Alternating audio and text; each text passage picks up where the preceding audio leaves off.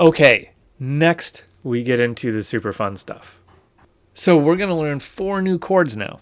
Now, you may be saying to yourself, how can new chords exist? How can chords exist that I don't know yet? Because I know the scale, I know the diatonic chord progression, I know how chords are built. So there can be no other chords. There's not like going to be a new scale degree, right? That's not possible. But there are. There are other chords. There are chords that just kind of don't make much sense using the rules that we already know. So these chords get their own name. Now, historically, you can find other chords like this, not the ones that we're going to talk about right now, but there are other chords that do exist that typically have the name of the composer or the piece that they're most famous for as their name. For example, there's a piece by Stravinsky called Petrushka, and in it he hits this one chord over and over. It's a chord that makes very little sense in any setting. It's got a lot of chromatic notes in it, and people were like, well, we could call it this, we could call it that, it's kind of this, it's kind of that. You know what, screw it, let's just call it the Petrushka chord. So if you Google Petrushka chord, you'll find a chord, a group of notes called the Petrushka chord. So every now and then a composer, kind of makes a group of notes famous because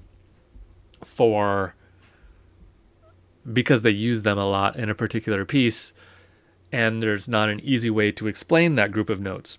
Probably Stravinsky's done it a few times. But these 4 chords that we're going to learn in this next section are not part of that. These are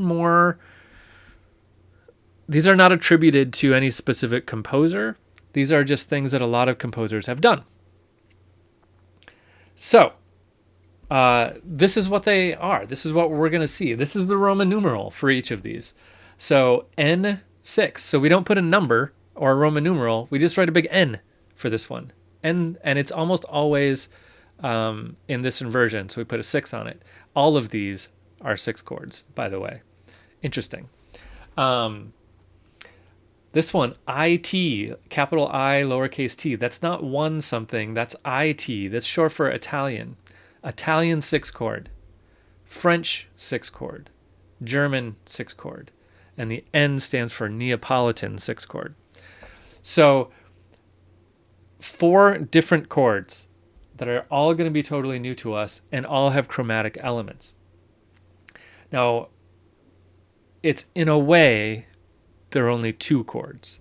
The N6, the Neapolitan chord, it's kind of its own thing. And then these 3 chords are kind of part of a family of chords. We tend to work out these 3 together because these 3 chords collectively are called augmented 6th chords. Okay, so we'll talk about those separately. Let's start with the Neapolitan 6 chord. Actually, before we do that, let's talk a little bit about, in general, what these chords do.